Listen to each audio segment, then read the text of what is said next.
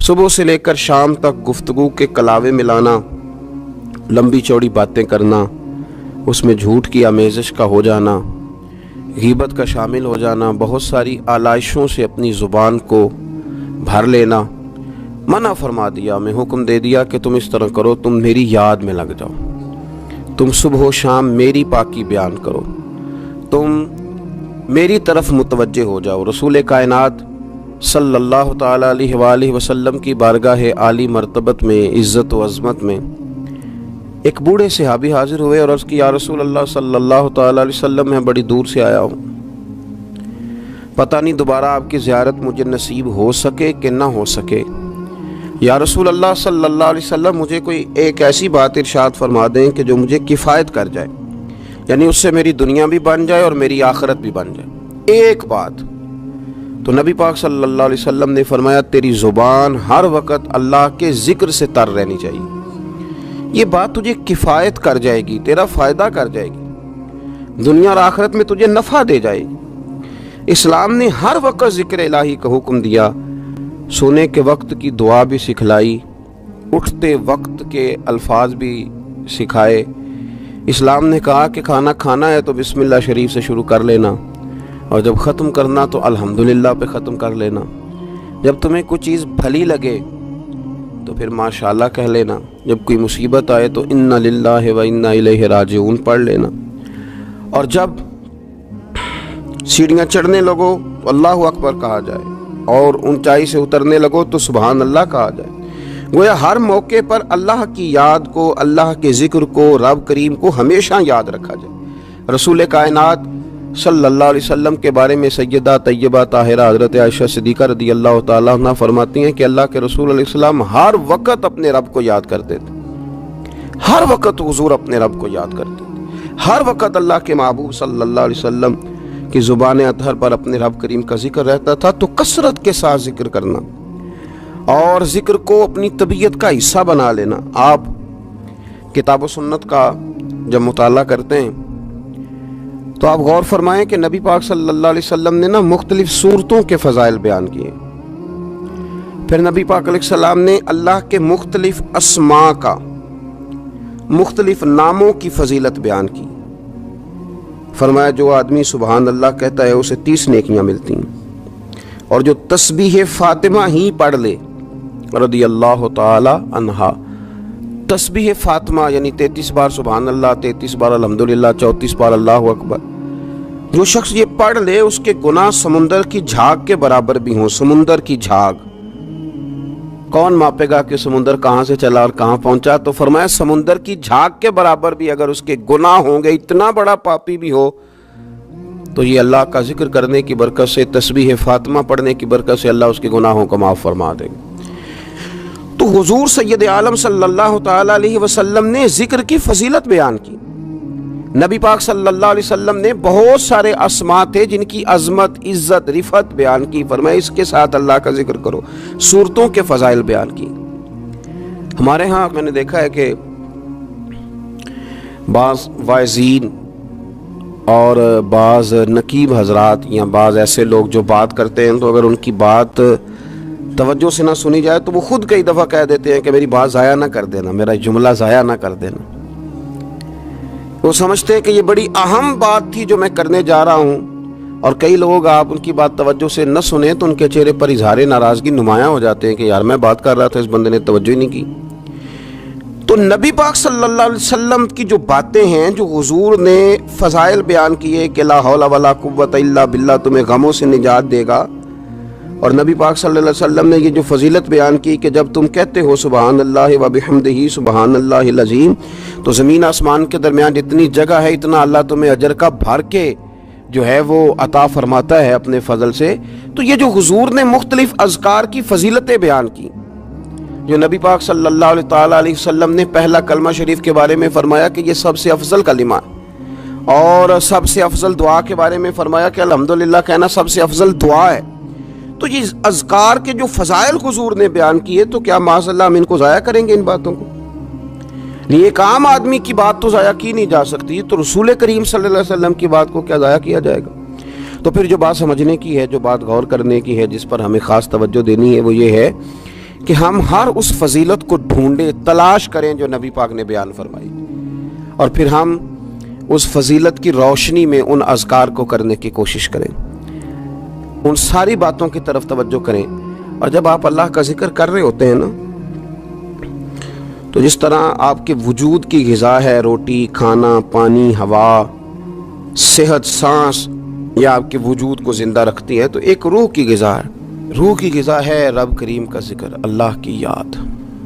ہمارے ہاں زیادہ تر یہ ہوتا ہے کہ اللہ کا ذکر تو کیا جاتا ہے تو اس طرح کیا جاتا ہے جیسے طوطے نے کوئی لفظ رٹ لیے ہیں تو اب وہ بیان کر رہا ہے نا۔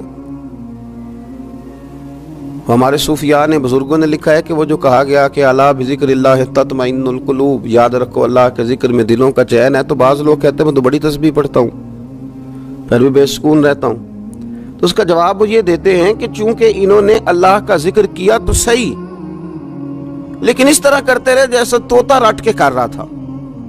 اگر غور کرتے اس بات پر، توجہ دیتے اس بات پر، اگر ان کا یہ ایک ذہن بن جاتا کہ میں بھلا کیا کہہ رہا ہوں، جب ان کی زبان سے نکلتا سبحان اللہ، تو پھر غور کرتے کہ میں نے یہ کہا ہے کہ اللہ پاک ہے، اللہ پاک۔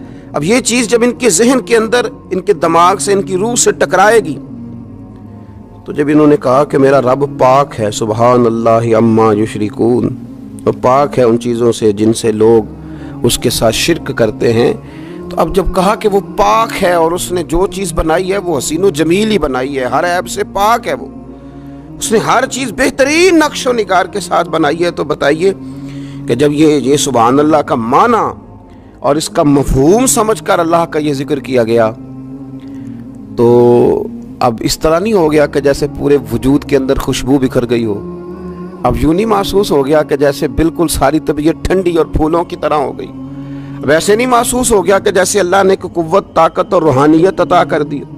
اور پھر جب کسی شخص نے کہا کہ الحمدللہ، تمام تعریفیں اللہ کے لیے، تو اب آپ اندازہ فرما لینا کہ وہ کتنا عظیم اور کتنا بڑا مالک ہے، کہ کہا جا رہا ہے کہ میں کسی کی کوئی جھوٹی تعریف نہیں کروں گا، مجھ سے کسی کی خوشامد نہیں ہوتی، اور کوئی کتنا بھی اونچا چلا جائے یہ ساری تعریفیں کمزور ہیں، حدود والی ہیں، ایک رب ہے الحمدللہ جس کے لیے تمام تعریفیں، تمام تعریفیں اسی رب کے لیے۔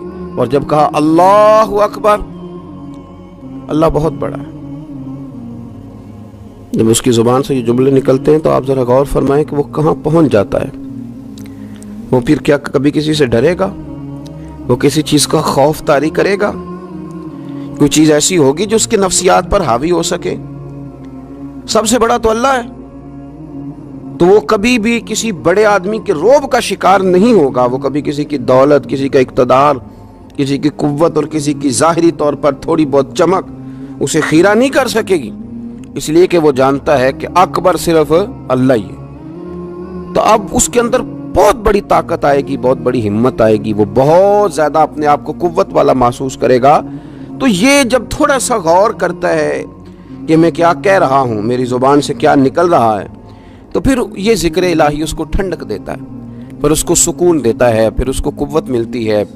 اس لیے میرے نبی پاک صلی اللہ علیہ وسلم نے فرمایا، یہ بخاری مسلم کی حدیث ہے، نبی پاک صلی اللہ علیہ وسلم نے فرمایا اس کی مثال جو رب کا ذکر کرے اور اس کی مثال جو اللہ کا ذکر نہ کرے، مثل الحی والمیت، ان لوگوں کی مثال کی طرح ہے جو زندہ اور مردہ ہوتے ہیں۔ گویا ذکر کرنے والا زندہ ہے، ذکر کرنے والا زندہ ہے، اور ذکر نہ کرنے والا ہواؤں میں اڑ رہا ہے، کروڑوں روپے اس کی جیب میں پڑے ہوئے ہیں، لاکھوں کا سرمایہ ہے، بہت سارے لوگ جانتے ہیں، وہ محسوس کرتا ہے کہ بڑا جانا پہچانا جاتا ہوں، بڑا سمجھا سکھایا جاتا ہوں، بڑے لوگ میرے نام سے آگاہ ہیں، شعوری طور پر میں ایک بڑا آدمی ہوں، لیکن ہے مردہ، اس لیے کہ زندگی تو زندہ دلی کا نام ہے۔ مردہ دل کیا خاک جیا کرتے ہیں؟ زندہ وہ ہے جس کا مصلی آباد ہے، زندہ وہ ہے جس کی زبان اللہ کو یاد کرتی ہے، زندہ وہ ہے جس کا کبھی کبھی دل کرتا ہے کہ آج قرآن شریف کھول لوں، زندہ تو وہ ہے جس کی طبیعت چاہتی ہے کہ یار آج لاؤ نا تسبیح، تھوڑا سا درود و سلام اپنے محبوب پہ پڑھوں، زندہ تو وہ ہے جو کبھی کبھی اس کی یاد میں محو ہو، اکیلے بیٹھا بھی ہو تو پھر بھی اس کی زبان پہ ذکر اور آنکھوں میں آنسو جاری ہو جاتے۔ جس کو یاد کر کے محو ہو جاتا ہے. یاد رکھیں ذکر الہی انسان کو زندہ رکھتا ہے، توانائی دیتا ہے، روحانیت دیتا ہے، اس کو سکون کی دولت دیتا ہے. اپنے معاملات کو جب ترتیب دیں تو اذکار کی پابندی کریں. ہمارے جو طریقت کے سلسلے ہیں نا، یہ بنیادی طور پر طریقت کے سلسلے دو کام کرتے ہیں. ایک تو عقیدے کو پختہ کرتے ہیں، نظریات کی صفائی کرتے ہیں. جو کمزور یقین والے لوگ ہوتے ہیں ان کا یقین پختہ کرتے ہیں. جو رب کی بارگاہ سے دور ہوتے ہیں ان کے دلوں میں اللہ کی چاہت پیدا کرتے ہیں. یہ حکمت کے ساتھ، دانائی کے ساتھ لوگوں کی تربیت کرتے ہیں اور لوگوں کی روحوں کے اندر مستند صحیح عقائد اور یقین کی دولت لوگوں کو دیتے ہیں. اور دوسرا یہ ذکر کے طریقے بتلاتے ہیں. یہ لوگوں کو اذکار کی طرف مائل کرتے ہیں. جو لوگوں کا شوق، ذوق، مزاج ذکر کی طرف مائل کرتے ہیں. عقیدے کی پختگی دینا اور لوگوں کو اللہ کی یاد میں لگا دینا. الف اللہ تے چمبے دی بوٹی تے میرے من وچ مرشد لائی ہو. نفی اسبات یعنی لا الہ الا اللہ. لا الہ نفی ہے، الا اللہ اس بات ہے. نفی اسبات دا پانی ملیا تے ہر رگے ہر جائی ہو تے اندر بوٹی مشک مچایا تے جاں پھلاں تے آئی تے پھر جیوے مرشد کامل باہو جس اے بوٹی لائی. تو یہ یاد رکھ لیں کہ صوفیہ مختلف اذکار بتلاتے ہیں. آپ کسی بھی سلسلہ طریقہ سے وابستہ ہوتے ہیں تو آپ کو کچھ پڑھنے کو بتایا جاتا ہے. اب کیا ہم نے اس بات کو سمجھا ہی نہیں، ہم نے یہ توجہ ہی نہیں کی کہ ہم شیخ کی بارگاہ میں گئے تھے تو انہوں نے ہمیں کچھ پڑھنے کو، کہیں بھی آپ جائیں آپ کو کوئی استغفار بتا دے گا، کوئی کلمہ شریف بتا دے گا، کچھ نہ کچھ بتایا. لیکن ہم نے کیا کیا؟ ہماری اذکار کی جانب توجہ نہیں رہتی، ہم ذکر نہیں کرتے. ہمارے لیے جو کام سب سے مشقت والا ہے وہ ہے ذکر. اچھا آپ بڑا عجیب آدمی ہے نا جو کسی کالج میں یونیورسٹی میں داخلہ لے اور چاہتا بھی پاس ہونا ہے پر کتاب کھول کے نہیں دے کے پڑھنا چاہتا، نمبر بھی چاہتا ہے میرے 100% ہوں، لیکن کہتا ہے مجھے کتاب نہ پڑھنی پڑے. تو یہ تو بیوقوفی ہے نا. آپ کو نصاب پڑھنا ہے اور نصاب کی تیاری کرنی ہے اور پھر نصاب کے مطابق آپ کو چلنا ہے. آپ کا ایک نصاب ہے. تو طریقت ایک یونیورسٹی کا نام ہے. جب آپ طریقت کے شعبے میں داخلہ لیتے ہیں تو آپ کو اذکار بتائے جاتے ہیں، آپ کو وہ اذکار کرنے ہیں، وہ وظائف پڑھنے ہیں، ان پر آپ کو توجہ دینی ہے، ان پر آپ کو غور کرنا ہے. تو ذکر جب آپ کریں گے تو پھر آپ کو بہت ساری ایسی چیزیں نصیب ہوں گی جن کا نفع ہوگا. تو ہمارے صوفیہ ایک تو تنہا ذکر کرتے، پھر اجتماعی ذکر کا بھی سبق دیتے. رسول اللہ صلی اللہ تعالی علیہ وسلم نے فرمایا جب کوئی قوم اللہ کے ذکر کے لیے بیٹھتی ہے تو فرشتے انہیں گھیر لیتے ہیں، رحمت انہیں ڈھانپ لیتی ہے، اور حضور فرماتے ہیں ان پر سکینہ اترتا ہے اور وہ ایک جماعت میں بیٹھ کے اللہ کا ذکر کر رہے ہوتے ہیں اور اللہ فرشتوں کے سامنے ان کا تذکرہ کرتا ہے، فرشتوں کے سامنے. تو ایک تو انفرادی ذکر، پھر جو مجالس سے ذکر ہیں، محافل ذکر ہیں، ان کی افادیت یہ ہے کہ جب جمع ہو کر کے لوگ بیٹھتے ہیں تو پھر ان پر اللہ کی رحمت چھا جاتی، پھر اللہ کا فضل ان کی نگہبانی اور خبرگیری کرتا ہے. اپنی زبان کو ذکر سے تار رکھیں، جہاں بیٹھیں اجتماعی طور پر وہاں بھی اللہ کی یاد کے ساتھ بیٹھیں، رب کریم کا ذکر کریں. ہمارے ہاں اب خلوت میں بیٹھنا، تھوڑا سا لوگوں سے الگ ہو کے بیٹھنا، تنہائی میں بیٹھنا، یہ لوگوں کے لیے اس لیے مشکل ہو گیا ہے کہ لوگ ذکر میں تو بیٹھ نہیں سکتے، عبادت کے ساتھ کوئی دلچسپی رہی نہیں، معاذ اللہ، وظائف پڑھنے کا کوئی ذوق نہیں، تو تنہائی میں بیٹھ نہیں سکتے. حالانکہ ترمذی شریف میں حدیث ہے، نبی پاک صلی اللہ علیہ وسلم نے فرمایا تمہارے لیے بہتر ہے کہ اپنے گھروں کو لازم کر لو، یعنی بلا وجہ ضرورت گھروں سے نہ نکلو، اپنے گھر میں رہو، اذکار کرو، عبادت کرو. یہ اگرچہ اسلام کے اندر رہبانیت نہیں، سارا کچھ چھوڑ چھاڑ کے مسجد میں بیٹھنے کا حکم نہیں ہے، لیکن آپ دیکھیں نا کہ حضور علیہ السلام کی حیات مبارکہ میں کچھ اوقات ایسے ملتے ہیں کہ سرکار خلوت میں تشریف لے جاتے، تنہائی میں بالکل الگ تھلگ ہو کے کچھ عبادت حضور نے تنہائی میں کچھ ذکر کیا ہے الگ ہو کر. اعلان نبوت سے پہلے اللہ کے محبوب علیہ السلام مہینوں غار حرا میں رہا کرتے تھے. وہاں کیا ہوتا تھا؟ اللہ کا ذکر ہوتا تھا، اللہ کی یاد ہوتی تھی، عبادت، ریاضت، تقوی، پرہیزگاری. پھر آپ یہ دیکھیے کہ نبی پاک صلی اللہ تعالی علیہ وسلم ہر سال رمضان المبارک میں 10 دن کا اعتکاف کرتے. اگرچہ حضور کے ذمے تبلیغی ڈیوٹیاں ہیں، سرکار کے ذمے جہاد کے بہت سارے معاملات ہیں، نبی پاک علیہ السلام نے 23 سالوں میں پوری دنیا کو انقلاب آشنا کرنا ہے، لیکن اس کے باوجود رسول کائنات صلی اللہ تعالی علیہ وسلم ہر سال رمضان کے آخری عشرے کا اعتکاف کرتے۔ اس کے علاوہ بھی حضرت عائشہ صدیقہ رضی اللہ تعالیٰ عنہ فرماتی ہیں، رات کو مجھ سے فرماتے ابو بکر کی بیٹی تو اجازت دے تو رب کو راضی نہ کر لوں، وہاں بھی تنہائی میں کھڑے ہو جاتے۔ تو نبی پاک نے ہمیں بتلایا کہ کچھ وقت تنہائی کا تمہارے رب کے ساتھ گزرنا چاہیے، کچھ اوقات ایسے ہونے چاہیے۔ تو رمضان المبارک کی مقدس گھڑیوں میں بالخصوص یہ کوشش کریں اور بالاہتمام یہ کوشش کریں کہ کچھ اوقات اللہ کی بارگاہ کے ساتھ گزریں، کچھ وقت دعاؤں میں، التجاؤں میں، راز میں، نیاز میں۔ دیکھیں نا کتنا اپنے آپ کو ہلکا لوگ محسوس کرتے ہیں کسی بندے کو اپنا دکھڑا سنا کے، کتنا لوگ ہلکا محسوس کرتے ہیں۔ حالانکہ نبی پاک صلی اللہ علیہ وسلم نے فرمایا جو آدمی لوگوں کے سامنے اپنا فقر بیان کرے اللہ اسے غنی نہیں کرے گا، اور فرمایا جو اپنے رب کے سامنے اپنا فقر بیان کرے گا جلدی یا دیر سے اللہ اسے غنی ضرور کر دے گا۔ تو آپ مصلی پہ بیٹھیں، اپنی خلوت کو مضبوط کریں، کچھ نہ کچھ تنہائی کی عبادت تھوڑا وقت نکال کے رات کو، صبح کو، جیسے آسانی ہو ضرور اس پر توجہ دیں۔ رسول کریم صلی اللہ علیہ وسلم نے اپنے عمل سے، اپنے پیغام سے، اپنی گفتگو سے ہمیں اس طرف مائل کیا۔ تو ایک بات آخر میں اور جو بڑی سمجھنے والی ہے اس پر بھی توجہ کریں۔ کچھ لوگ کہتے ہیں جی میں غافل ہو گیا ہوں تو میرے لیے مشکل ہو گئی ہے ذکر کرنا، تلاوت کرنا، عبادت کرنا، وقت غفلت میں زیادہ گزرتا ہے۔ بندہ غافل کب ہوتا ہے؟ نبی پاک صلی اللہ علیہ وسلم نے فرمایا شیطان جاسم علی قلب ابن آدم، فرمایا یہ جو شیطان ہے یہ انسان کے دل کے ساتھ چمٹا رہتا ہے۔ فَإِذَا ذَكَرَ اللَّهَ خَنَسَ، جب انسان اللہ کا ذکر کرتا ہے تو یہ اس کا دل چھوڑ کے ہٹ جاتا ہے۔ اور فرمایا وَإِذَا غَفَلَ وَسْوَسَ، جب انسان غافل ہوتا ہے تو پھر شیطان وسوسہ ڈالتا ہے۔